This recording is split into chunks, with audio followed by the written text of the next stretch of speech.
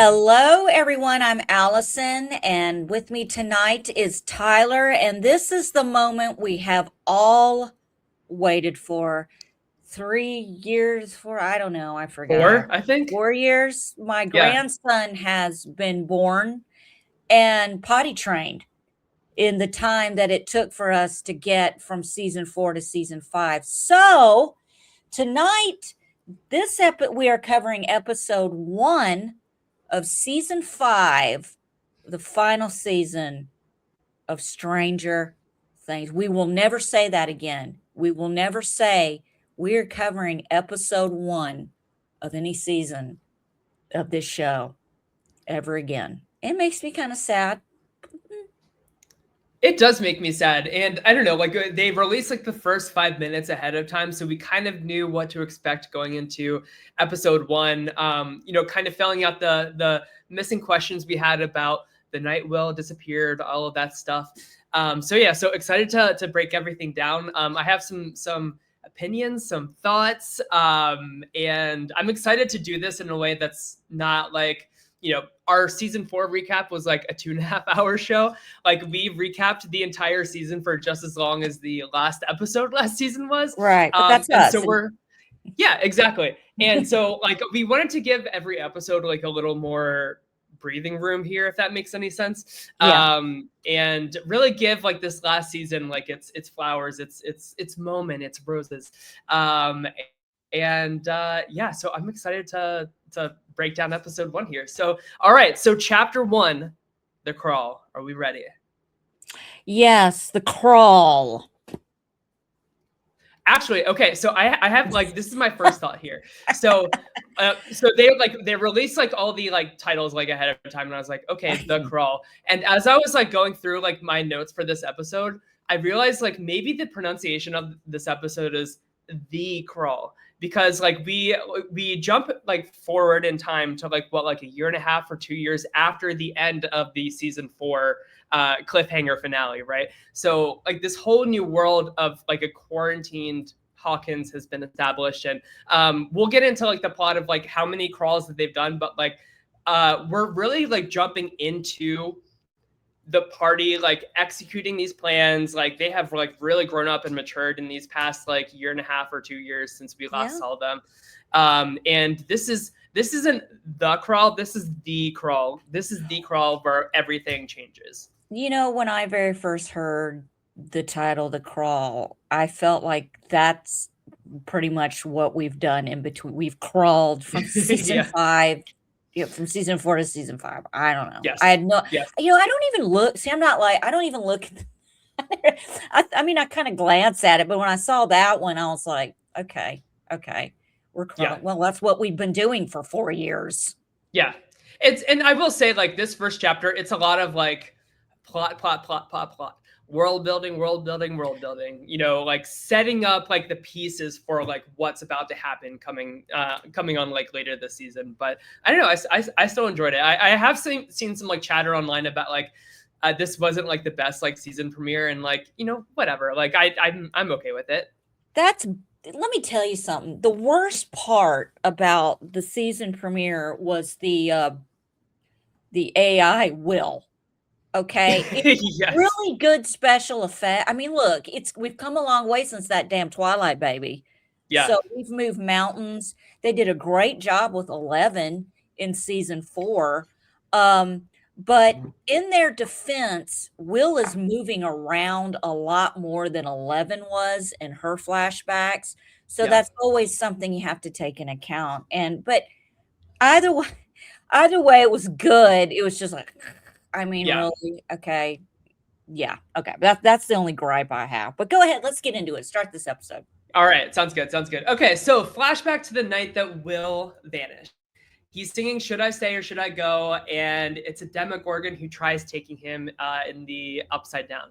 He runs. This is all in the Upside Down, right? And he has this like backpack on him. Poor little CGI Will. He's like running through the Upside Down woods from this Demogorgon who's trying to attack him and take him to Vecna, basically.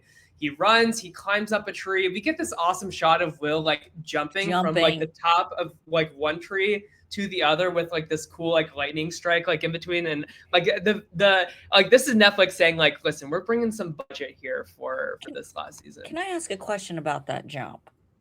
Yeah. Not to dig too deep, because obviously you've seen all 4 episodes if you're here. Yeah. Knowing what we know now, could that jump have been a little foreshadowing, maybe a little X-Men generated, maybe a little going on there with that jump? I definitely think so. I mean, like, I don't really see a lot of kids like that age, like performing like a jump like that from tree to tree. No. But good for Will, I guess. But in the process, he loses his backpack and ultimately gets caught, and he gets taken to the library. This location that I've said in like our past recaps is like for some reason like very important to Vecna. This is his like little like lair. And I it's crazy how like the Demogorgon is so like obedient to Vecna in a way that we haven't seen directly before, right? Like as soon as Vecna like walks into like the library lair, you see the Demogorgon almost kind of like bow, or like, you know what I mean? His body language is very like master. And then he just like, the Demogorgon just like flops Will's body on the ground, like right in front of Vecna. And we see like he brings like Will up to like the wall to like put the little like tube tentacle thingy. I don't know like what to call it. But we see here that Vecna has like one of his hands is still very human-like, right?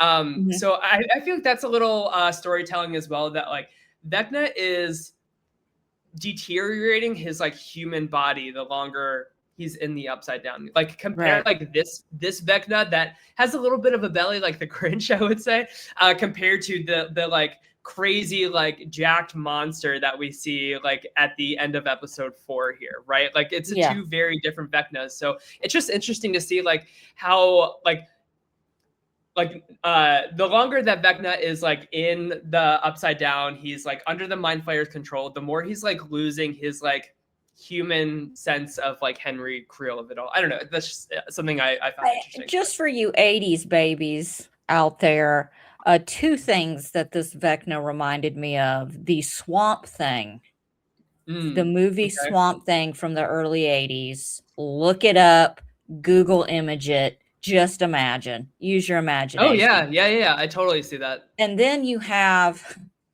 this is what would have happened to the Grinch if Whoville had turned on him and set him afire and he lost all his hair.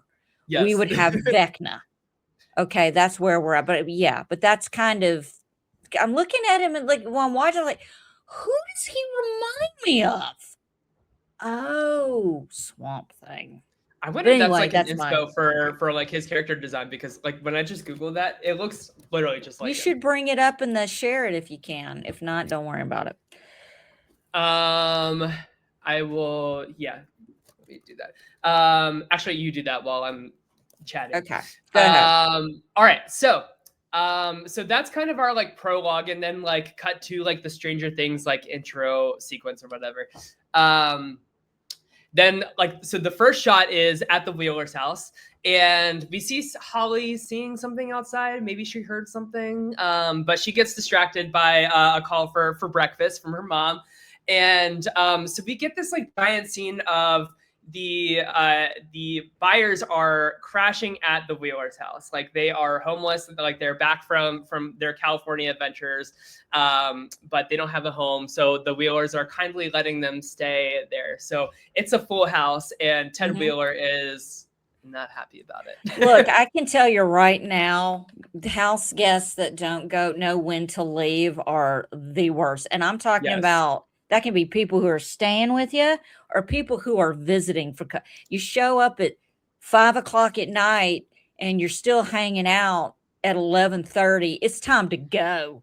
Yeah. And my thing is, my Papa Virgil, when he was done with you, he either told you, well, I'm going to go take a nap. You guys go find something to do until dinner time, which meant leave. Yeah.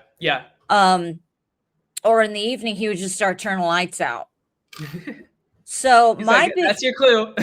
My clue is I turn lamps on I turn Mhm. overheads off, and I get my little handheld vacuum. I start vacuuming. That means it's time to exit the premises. So when Beth and I visit, if we hear the vacuum start going off, Go to your that's when we know rooms. it's time Leave to me go. either go to your hotel, or if you're staying with me, you need to retreat. Gotcha, It's gotcha. time to go. Time to go to Uh, bed. but yeah, I don't know. It's you can tell it's a very tight house, right? Like they have like all the Wheeler kids. Jonathan and Will are like sleeping in the basement on like the couch and the floor. Joyce is like still like looking for a job, which is her full-time job, is like looking for a job. And I don't know. This is, you can tell this is a very like temporary situation, but it's like it's causing a lot of strain on Karen and Ted's marriage in particular, I will say. And we also see Holly; she's reading A Wrinkle in Time at the breakfast table. Allison, have you ever read A Wrinkle in Time? Oop.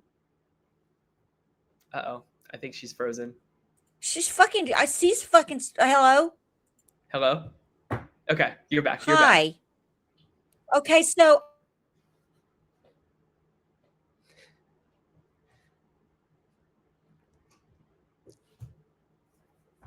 Hello.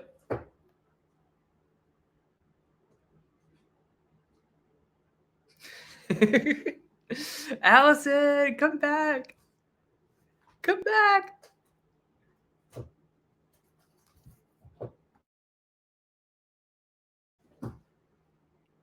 I'm just going to sit here in silence until Allison comes back.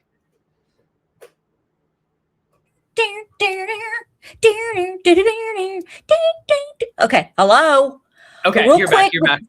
this is what the Swamp Thing from the 1982 movie Swamp Thing looked like. Just so you know, before I freaking, this is what happens when I try to share a screen. Okay, it's freaking Vecna in green.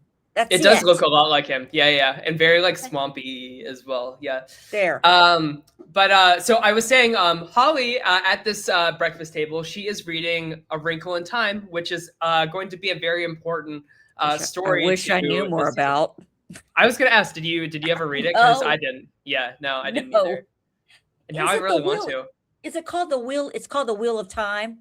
A Wrinkle in Time. A Wrinkle in Time. I think there is a movie that Oprah Winfrey produced. Okay. That I've seen. Just watch the movie, is what I've heard. But I've been too busy.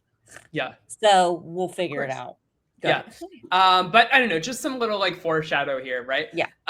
Next we cut to Rockin' Robin. She is the DJ of the Squawk radio station. And I think this is a really good like role in the party for Robin. We see her like she's doing her DJ thing, and Steve is helping with the soundboard, which is so funny to me, like how much like manual labor they had to do back in the day just to have like a little like boing or like a wah wah, like the I was thinking like the innovation of the soundboard must have been so like such a big deal for like radio DJs in particular, because poor Steve, he's like taking out these like tracks and like loading them into like a cassette player and then like hitting play like when Robin like gives him like the cue to do it.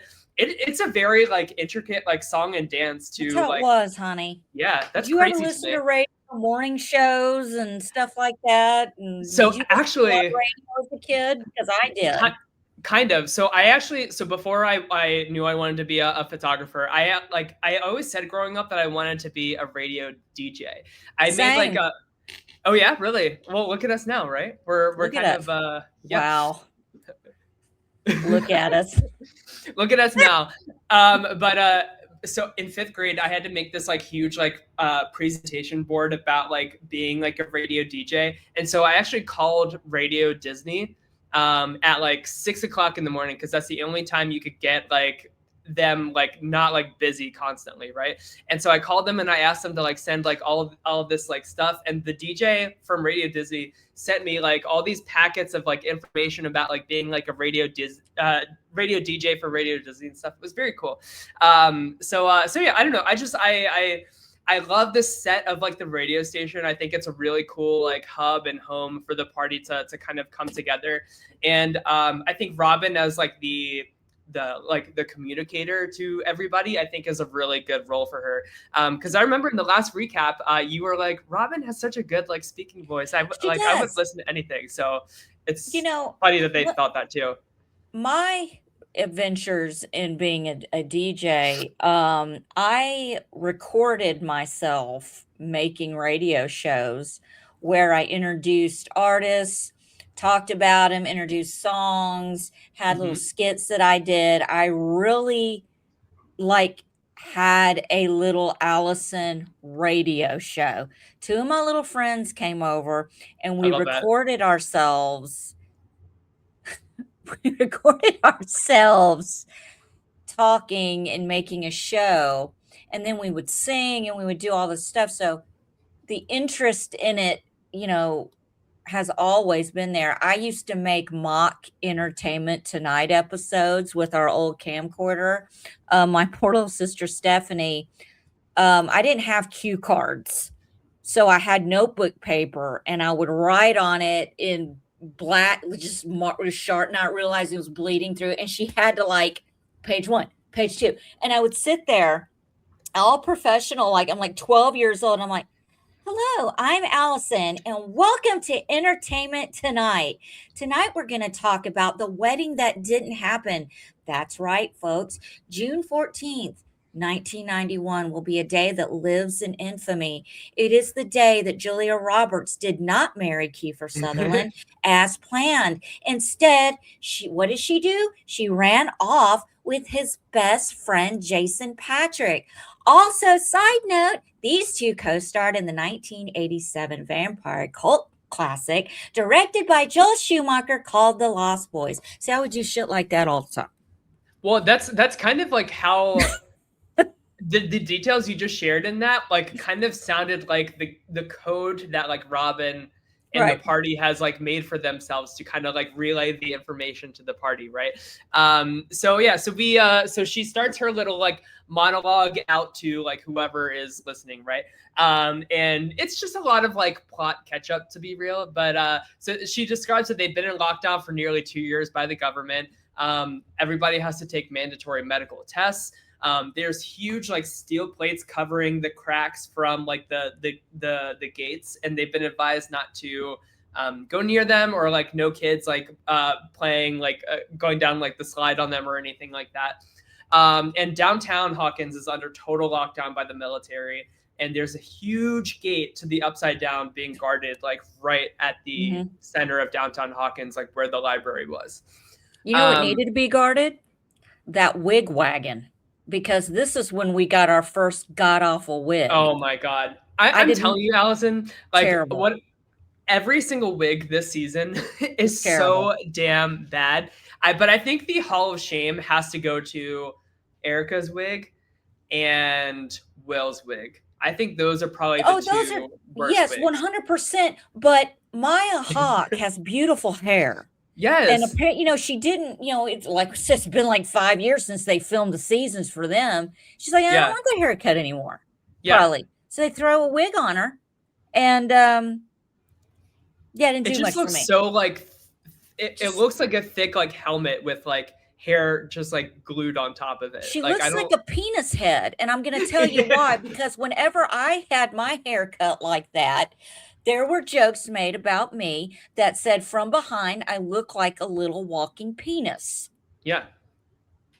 And that's Rockin' Robin too. We call it the penis haircut around here. The dark helmet, the Vader, whatever you want to call it. There you But go. we love it. We love Rockin' Robin and her codes. So cut to the high school, and we see Dustin. He's in his reputation era here.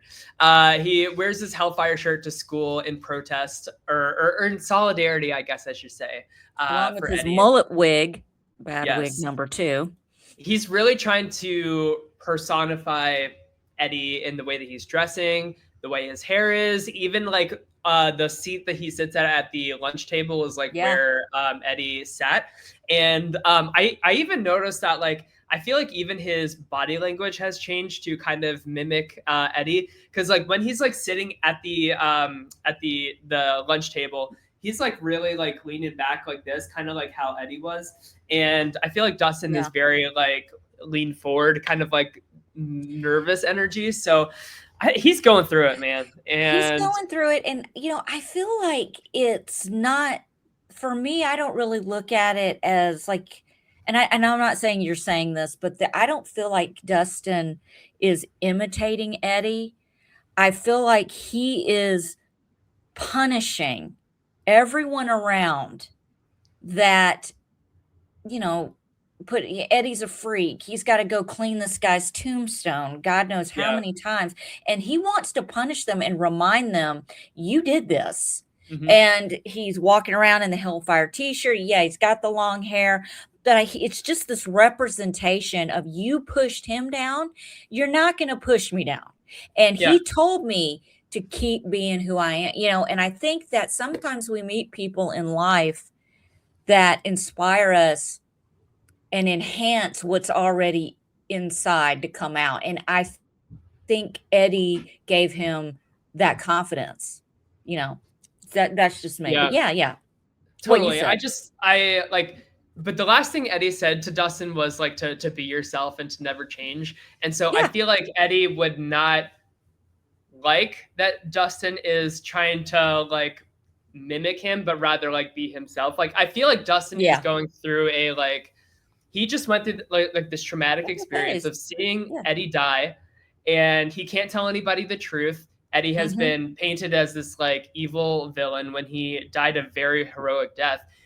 Dustin really has nobody to talk about it with. And I feel like he just has this kind of like numb facade, and he's like not properly grieving. And so he's seeking, he has like attention seeking behavior in a very like bad, I just want to feel something kind of way. That's very destructive, not only to him, but like to his friends and like the entire party we see later. So he's like enticing the bullies. The boys come to his defense and break up the fight, but they try telling him that the goal is to kill Vecna and they need to not make things worse for themselves right now. And I agree with that. Next we get a very like 80s like training montage. Maybe you can fill in the gaps for like some movie references here. But Elle is training. She's working on her jumps. She's working on her powers. She's teaching herself how to like use her powers to project herself like off the ground, like almost like flying, but not quite, because she's not like flying in the air like Superman or anything. She's just kind of like using her power to like propel herself off the ground, and then like once she's about to like land very harshly, she like uses her powers to like push the ground to like soften the gravity of the fall, if that makes any sense. But I don't know, it's like it's a really big like training regimen that Hopper and Joyce are helping her with, and Hopper is sporting this like full ass beard now. So yeah, what beard because of the Thunderbolts. Is that why? Yes, because he was filming Thunderbolts at the same time, and he couldn't get rid of the beard. And don't give him shit. At least he owned the beard. It's not like Henry Cavill, and the beard and mustache gate. Cut the man some slack. And I want to point out, a lot of people have kind of made this reference, and I can't find like the best picture ever. But oh yeah, here we go. Here it is right here. Everyone is talking about this outfit that she's wearing. So let me share my screen real quick. I don't mind the outfit. I don't know why everybody has a problem with it. It's very, at first it kind of reminded me of, she was into Wonder Woman, with Max. And I feel like, do you see it? Yeah.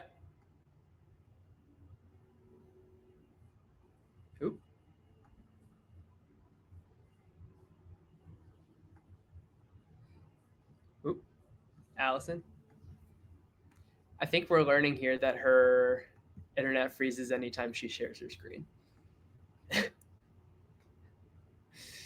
Allison, oh Allison, I'm just gonna keep on singing until she comes back. Okay, I'm not sharing my screen anymore. This happens every time. I think that's Look, I got to show this picture though, because listen, she's been compared. It's like Wonder Woman meets Brand from the Goonies. Mm-hmm. And I have to show this picture. I have to. We're not doing another goddamn thing. So I show this picture. Fuck. I can't even get my internet to come up on my phone. You want to know why? Because it's called C-Spire fiber optic wire. That's why. Listen, we are just professionals over here. Anyway, fucking look up Josh Brolin from the Goonies and Wonder Woman. It's like they had a baby, and it's 11 this season. I hate my life. Go ahead. Get me out of my misery, please. So next scene we have we see Murray. He is his role now is he's an undercover food delivery driver. So he is one of the drivers bringing supplies in and out of this quarantined Hawkins. And so of course he is ultimately like stashing some like weapons that he's able to get underneath these like crates of food. So he like goes to the radio tower first, drops off like guns, grenades, Gatorade. His description of things are hilarious. I've got this, I've got that, I've got a wildly creepy CPR doll. Don't know why. I really love him. Yes, it's hilarious. So they've been taking this year or two to slowly basically build up an armory of their own to take on Vecna, and they're stashing all of these weapons like in a little secret room inside the radio tower. Right. But at the radio tower, we have this quick little scene of Steve and Jonathan, who looks so rough this season. They want to compete for Nancy's attention. What a bullshit. Yeah, go ahead. I'll let you finish where I rant because this is going to take a minute. So they had this stupid ass scene of like them trying to compete for Nancy's attention by climbing to the top of the radio tower and like unjamming this like stupid like signal thing. And God bless Nancy, because she's too smart for this. She's like so not interested. Like as soon as Murray pulls up with the weapons, she like walks away. So by the time the boys like get up to the tower at the same exact time, and they look down, like she's not even there like watching. So I don't know why we're doing this again in season 5. Right? There is no way Jonathan Byers beat Steve Harrington up a ladder. Yeah, an entire ladder up to the top of what was it they were climbing? The radio tower. A radio tower. He wouldn't have made it. He would have made it. The run to it would have been enough for him. He would have been like, I can't. There is no way on God. Have you watched the series? What are we doing here? He also looks like he's Nancy's like 50 years old. Yeah. Granted, he's beat up Steve. That's no lie. Mm-hmm. But let's also remember, no, that's not happening. This is not the same. I don't even want to talk about Jonathan. I don't want to talk about. I don't care. It's not good. Yeah, and no way. I don't believe.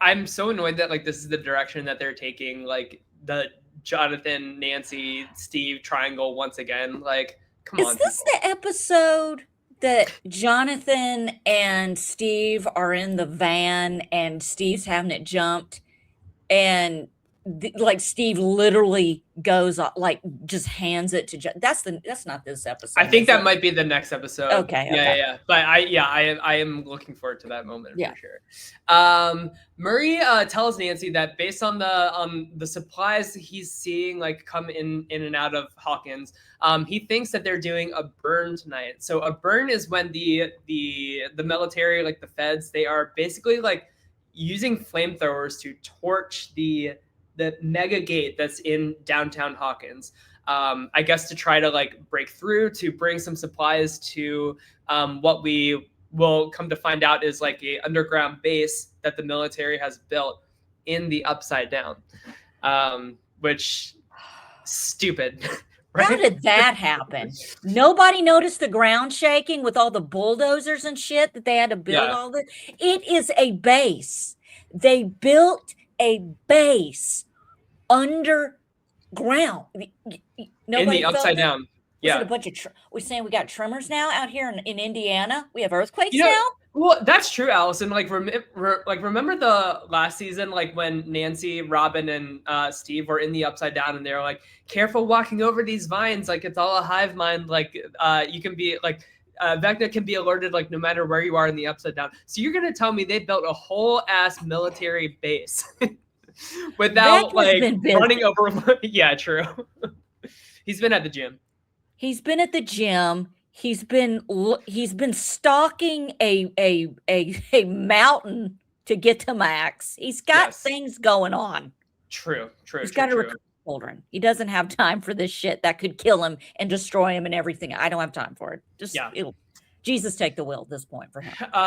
But yeah, so Murray suggests, maybe this is a good time for Hopper to go on his next crawl in the Upside Down, knowing that this burn is probably happening tonight.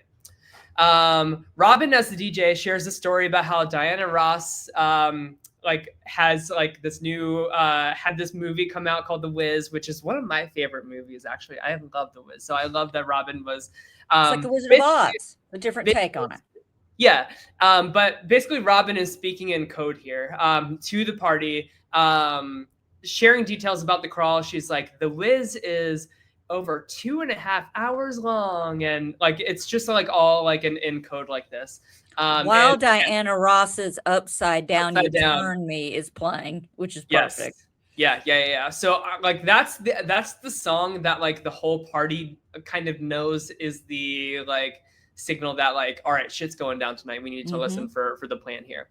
Very cool. Very I just love seeing the whole party come together like this and have such a intricate plan with everybody in the party having their kind of own roles and stuff. And I don't know, it's just very cool to see this whole group leveled up in a way that's so cohesive and synchronistic, I guess I should say. They've really put it together this time, Yeah.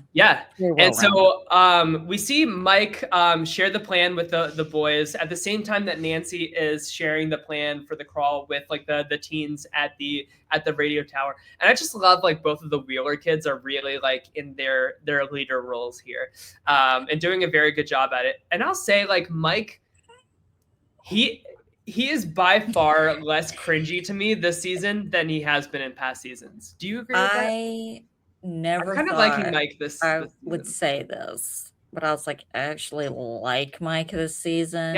Yeah. He's calmed the F down.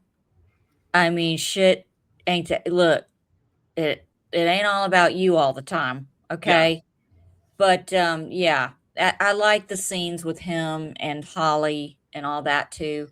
But yeah, it's nice to see and I don't want to jump ahead, but when he's protecting the kids in episode 4, he's making sure the kids are looking at him and not what's the eyes on me. So he, being a child himself who's gone through that kind of trauma, he knows what to do. So maybe he had to be a little shit. Listen, I was a little shit when I was a little kid as well. Tyler, you were a little shit. I know it. I was a little shit. And look at you now. And look at me now. I'm a radio DJ. You're my weekly meltdown podcaster.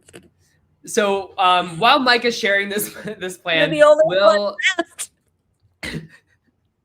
listen, we're still standing strong. Don't you worry. We're going down swinging, baby. Exactly. Just like the party here. Yeah. So Will, while Mike is sharing the plan, Mike suddenly gets dizzy. And he looks up and he sees the sky is just spinning around, right? Yeah. And this is the first time that we will come to know that Will is tapping into Holly being bullied on the playground at school by this kid Derek. Derek. We'll talk about him.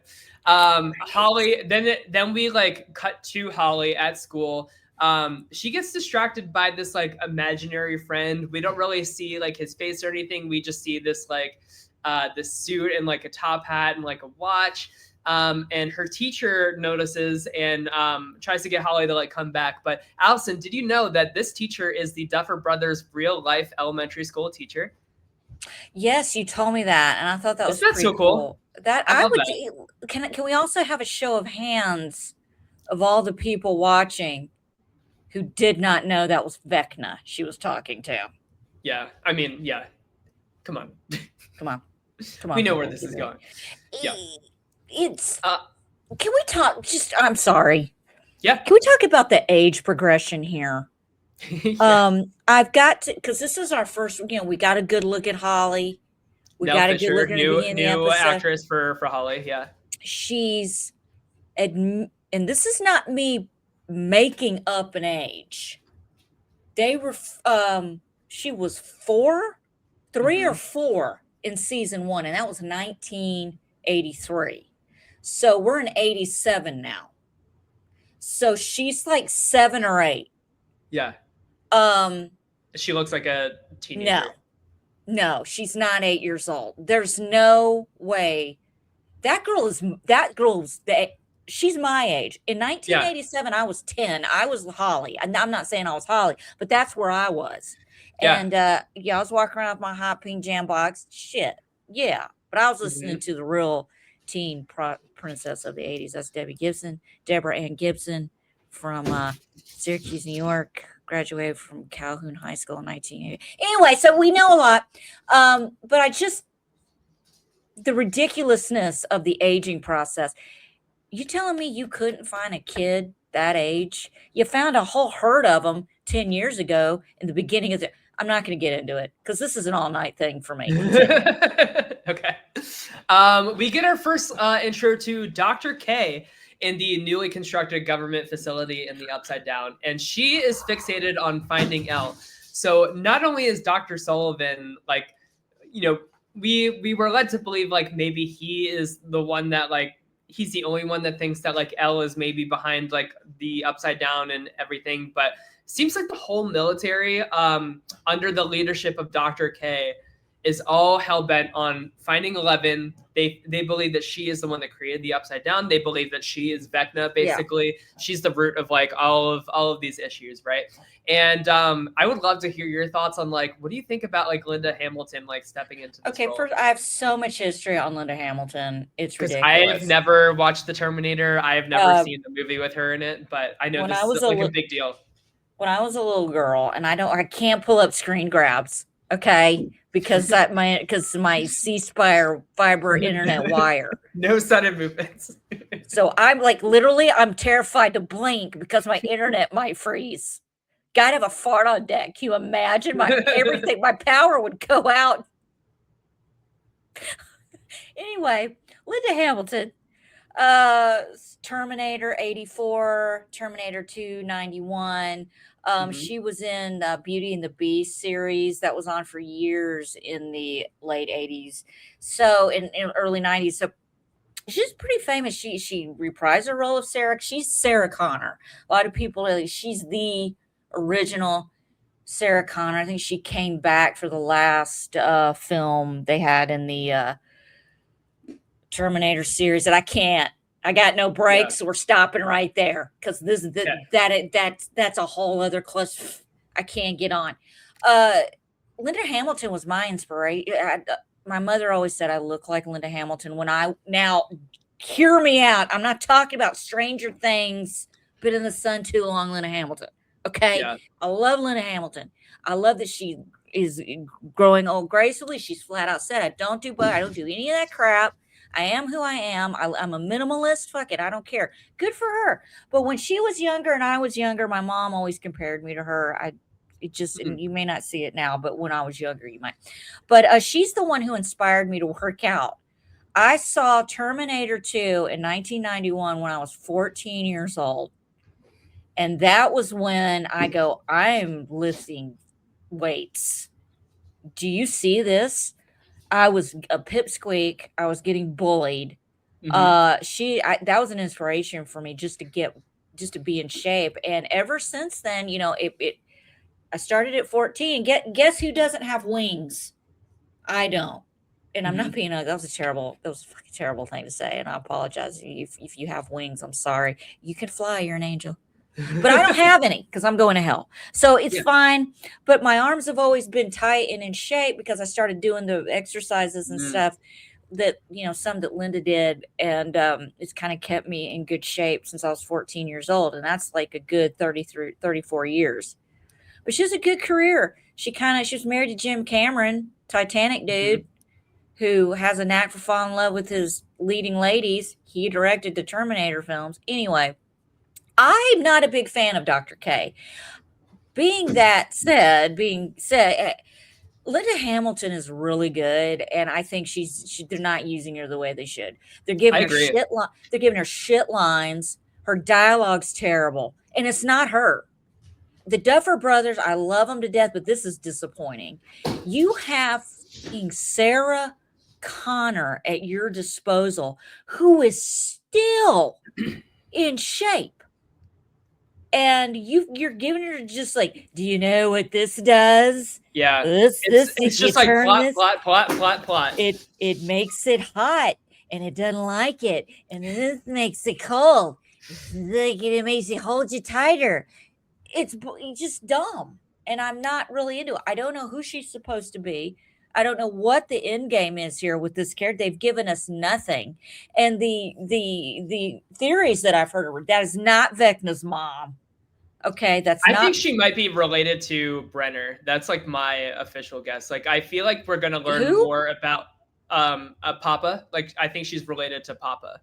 They look a lot alike. They both have the same hairstyle and wrinkles and shit, but I'm just kind of like, how? Like, K's got to stand for something. And I'm like, what in the Yeah. Stranger Things universe is the letter K?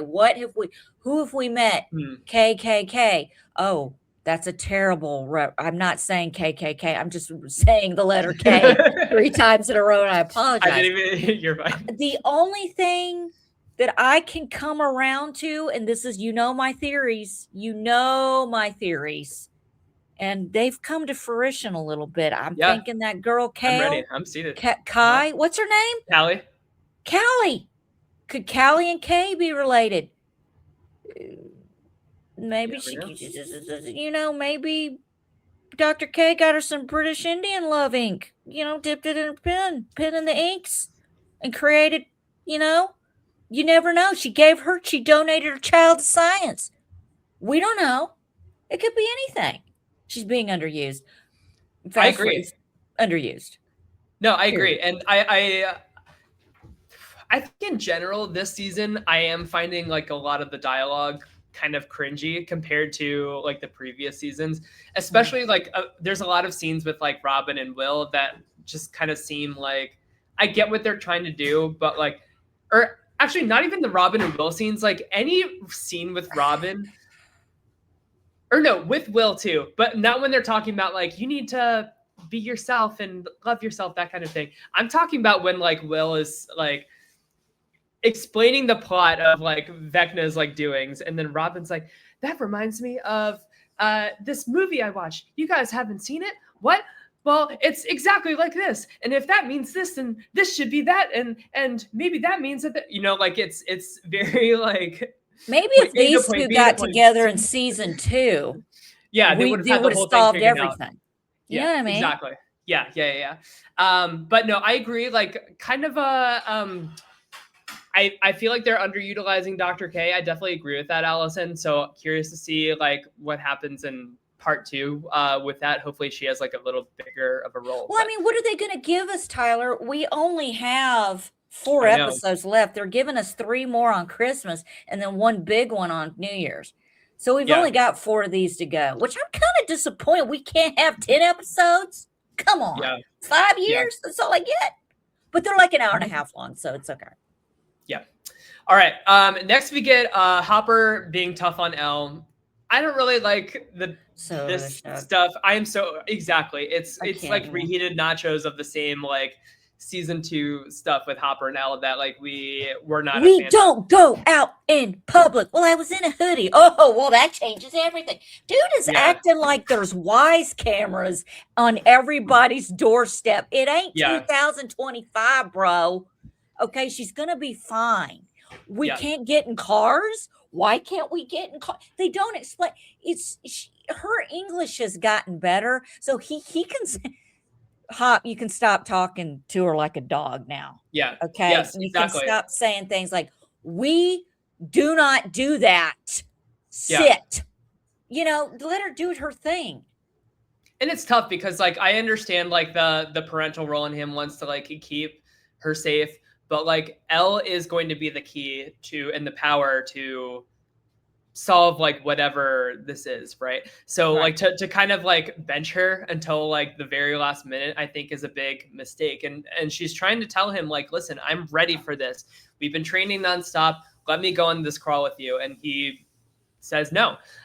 He then grabs some grenades hidden in the floorboard, which is like, wonder what he's gonna do. Oh, with that. please. Raise a hands again, class. Who didn't know what those grenades were for? I didn't know at first. I was like, I think you even asked me, what is that? What did he just get? Well, I didn't see like what. Me. Well, the shot is like Hey, from dude. inside the floorboard. Like I didn't see like what he grabbed, but I was like, oh god, like he's gonna go on this like stupid like suicide mission. Blah blah He's blah. gonna sacrifice himself.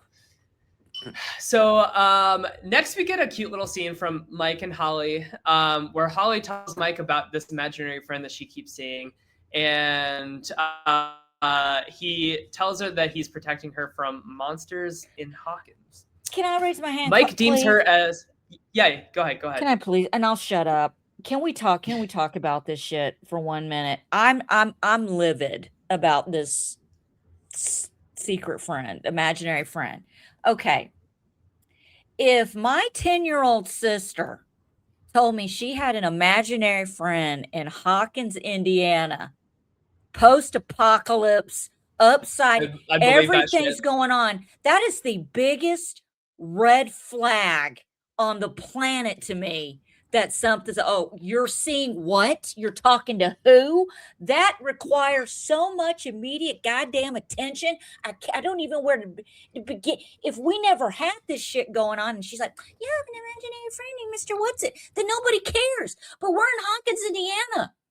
And we got Vecnas everywhere and Demodogs and shit, people flying in the air and all. And she's got an imaginary friend that she's talking to and all this stuff. Dude, take her to the lab. I know that lab's still open. Don't look at me like it's not. That shit's that lab is open 24/7 like Walmart. And y'all try to make it look as unappealing as possible. We know that shit's open. Are you kidding? The big No, I agree. It's a big terrible. Like it's bad writing. It's so bad. Yeah. But I still love it. So Mike deems Holly the heroic. This is all I see. The minute she starts talking about I have an imaginary friend.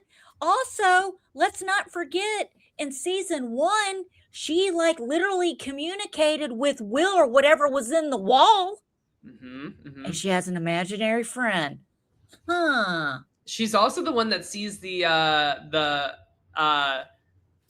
meat flayer like going through like the forest, like when she's at the top of the Ferris wheel in season 3. Like, so we've kind of been seeing that Holly has kind of been maybe being targeted by Vecna like since very early on here. And nobody's paying attention. No one is paying attention. Yeah. But then again, you should when Tyler. We live in, I'm going to get off this tangent, I promise, but I've had a problem with it and I've been holding it in. We're in Hawkins, Indiana. Yeah. Comas are going on. People are running up that hill. It's all kinds of stuff that's going on. And my little grandson, 4 years old, comes to you. And you see him and he's talking. What are you doing? What are you doing, little Spider-Man Jr.? I'm talking Mr. What's-It. Allison! God damn. No. But okay. But that's fine. Yeah. It is what it is. We also I didn't even think about that, but you're so right. Like we also built a big red flag. An entire war zone under Hawkins in the Upside Down, and no one felt a thing. Yeah. But okay. No, of course not. No. So Mike deems her Holly the heroic and gives her a little D&D piece with a blue dress and like a cloak. He tells her that she's a cleric and she can cast protection spells and create portals to teleport people to safety. So her role in the party is very important, he says. Lucas visits Max in the hospital, and she's still in the coma, and he's still playing Running Up That Hill. And he has that cute little drawing of them at the movie theater on the wall. So it's sweet to see Lucas is still like being there for Max. She's been in this coma for like almost like 2 years now. I'm not jumping ahead, but on the second watch, Yeah, he's playing that song over, and I just kept laughing to myself because every time he would stop the tape and flip it over, I could just envision Max almost through the window to get home. yeah, And the tape runs out yeah. every you know what? That's my life. That is exactly my life right now. Hi, Joseph, and your big booger. But yeah, I don't know. Sorry, go ahead. I mean, like, no, you're right. Why didn't they just get like 2 tape player, like boom boxes? So like as soon as one is done playing, recorders. We yeah, had exactly. double boom boxes. You could one tape runs out. Exactly. Why do we not have this song on a mixtape loop? A mixtape loop. Thank you. Duffer Brothers, are we not the same gosh damn age here? Next we see Robin. She unfortunately has to cancel her date with Vicky, who's working at the hospital. Who's over because of this upcoming crawl. So we're being told that like Vicky is not in the know about like everything going on. And Robin makes it up to her by making a reservation at Enzo's the next night. We need to go eat at a place called Enzo's. We do. Because apparently you get Enzo if you go to Enzo's. Yeah, that's the yeah. I mean, I don't want to get in you, and I know you definitely don't want to get in me. No, but you know what I'm saying? The food's got to be good. Is that where the pillow barriers? Is that where the two with their pillow barriers? Is that where the 2 guys from Heated Rivalry go before they go home? They go to Enzo's first. Yeah, we're gonna go to Enzo's and we're gonna put up a pillow barrier. Sorry, Heated Rivalry. I'm scared to start. You and Beth scared me last night. I can't even. You have to start. I need like reactions like when you start watching. I would love that. I'm like, my face is getting all red now. All right. So and then Will catches Robin and Vicky making out. Put a little pin in that. And Dustin decides bowl cut in the wind. Yes. Dustin decides to visit Eddie's grave on his way for his position for the crawl, which is stupid. Like, I understand that you're grieving. I understand that you're mourning, but like when something as serious as like the crawl is about to happen, like all of the party is relying on you to be in place for the position that you need to be. Well, he not only did that, he made a stop at the school to get a snake. Yeah. And put it in that jock who told him never to wear. So he's like enticing these bullies to like beat the shit out of him. And that's exactly what happens when he goes to visit Eddie's grave. And he notices fresh blood on the grave, and the snake is like chopped up at the gravesite. And the grave spells out "burn in hell" in snake blood. And they beat the ever-living shit out of Dustin. And nobody in the party can find him because he's not responding to the radio because he's like, yeah, but give Dustin some credit because Dustin threw paint removing fluid in their eyes. Yeah, that's really smart. I mean, look, I may not be able to win the war, but I will conquer the battle. Yeah, and I may go down in the process. And I kind of felt I was like, man, he knows he's going down swinging, and he's going to go out with a bang. You know, so I give him that. All of the party then meets at the radio tower for like to get ready for the crawl. Jonathan takes over Dustin's role, tracking Hopper's location in the radio tower van. And you know, we see Will volunteer for this, but Joyce tells him no. Like Joyce is really like sidelining Will like this entire time as well. And my question here is, everybody's like, "Where's Dustin? Where's Dustin?" Why can't 11 just mind tap Dustin to find out where he's at? Thank you. That is like, is it just she can only mind tap people? It's convenient for her. Yeah. I mean, what is the deal? Exactly. They have a sensory deprivation tank like at the radio tower. She doesn't even need that. She just needs a little static and she's got the bandana. Where is he? You're right. It just really kind of bugs me. And also, I just want to point out, this is when my mind this is my turn that's coming. I have a turn on Joyce. Okay. I Okay. feel like after this episode, I was like, in the next one, maybe she's been the one holding Will back. Maybe if mom would calm down, and she has every right to be upset. I'm not shitting on that. I'm just saying maybe she just knock it off, let him do what he needs to do. Maybe we wouldn't be here right now. You know, Allison, Joyce. me and Tim talk all the time about how like I kind of feel like people who grew up in homes that have like parents that are like, I love you so much, sweetie. You're the best. You're the greatest. You can do Yeah, no wrong. yeah, You're like vacation. kids that are coddled, I True. feel like are so like underdeveloped like later in life with like social skills or like just being able to handle anything by Yeah, themselves.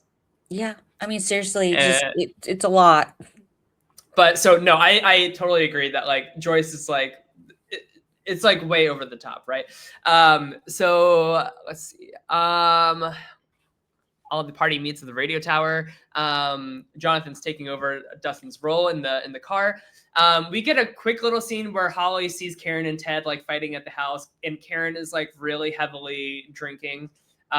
So this is why like Holly's being targeted. Like she has like a sad like home life is like what they're kind of It's sad portraying here. because Mrs. Wheeler is drinking heavily because the situation she's in, I don't blame her. Yeah. But it's so funny, and it's not alcoholism, it's not funny, but just hear me out. She and Mr. Wheeler are arguing, and I just wanted I was just waiting for her to turn around and go, yeah, well, I could have fucked Billy, and I didn't. Yep. But no, sorry, just But I just kept thinking she could have. And what if she had? What if she had really gone and met? What if she said, no, let's not meet at the Motel 6? Why don't you just come over to my house and we'll do it in the basement? My Yeah. son's not going to be home anyway. God knows where he is all the time now. Yeah. She's You like, could I'll have show you my changed the bubble. whole course of the season in the show. But anyway, yeah. So the crawl begins, and so this is so cool. So Hopper uses the underground tunnels that the Demogorgons built in the second season to go from the radio tower to downtown Hawkins via there's like one of the tunnels goes up to the Radio Shack or is like underneath like where the Radio Shack in downtown Hawkins is. Yes, R.I.P. Bob. Mike and Lucas are watching Hopper from a bell tower in downtown Hawkins. So they give him the clear to sneak into a military van that goes through that main gate in downtown Hawkins, being burned open with flamethrowers by the military. Once Hopper passes through the gate in the military van, the radio van drives in the same spot as the right side up. So basically this van/antenna situation is to extend the radio's reach to the radio tower so that they're in contact with Hopper on the upside down. He's got in the and they same keep it on spot. a channel. Does that make sense? Yeah. This is kind of like, I don't know how familiar you are with CB radios. No, explain it. You got to have channels. You got to be on the same channel. Mm-hmm. That's the only way you're going to hear each other. So they got to keep that constant. That's why he's listening and he's constantly trying to keep it on. Like what channel? Anyway, I'm not a big expert, so don't come from me. I'm just telling you. You're good. But then suddenly in the upside down, the military van crashes and Will feels something on the back of his neck and starts like spazzing out. And this is our first time Will sees through the Demogorgon's vision, attacking the military troops in the upside down. Will then passes out. Hopper escapes from the crashed military truck. And it's a shame that like that truck he couldn't like use to like drive around himself. That would have been like so OP. And then Will tells Joyce that he saw the Demogorgon heading towards the Wheeler house. So Nancy and 11 immediately head out to the Wheeler's house. And then which is a big no because she's only supposed to travel through the tunnels. We don't get in cars. Yeah, but like all hands on deck. Like Hopper's not here to make the decisions. Like they know that a Demogorgon is heading to the Wheeler's house directly. So we got to send in the big guns for that. And the big guns are Nancy and 11. So, and then we see a Demogorgon rip through Holly's bedroom ceiling and cut to black. That is the end of That is the not crawl. all we say. I have a Oh, thing. oh. Remember when we were talking about like old 80s movies like Poltergeist and Mhm. stuff during last season? They paid homage to Poltergeist and the scene where the Demogorgon or whatever is trying to get her. If you watch, she's in her bedroom and Holly has a white frame kind of like her bed's got that old 80s it's a kind of bed, a little bed that Carol Ann had in Poltergeist almost, and she's holding on to it, and the closet swings open, and it's real bright, and it looks like the closet is trying to suck her inside, and that is Yeah. exactly what happened in the 82 movie Poltergeist. Just saying. Good reference. Thank Good you. reference. Called it. I've never seen Poltergeist. I'm sorry. Stop it. But this is why I have you here to Yeah. fill in these references for me. But yeah, so anyway, guys, that is The Crawl. That is episode 1 of season 5, Stranger Things. So we'll be back. I'm so used to saying we'll be back next week. Check out episode 2 coverage in the Yes. playlist of Stranger Things. Yes, exactly. So be on the lookout for that. But otherwise, have a great rest of your night and be safe in the upside down. Bye.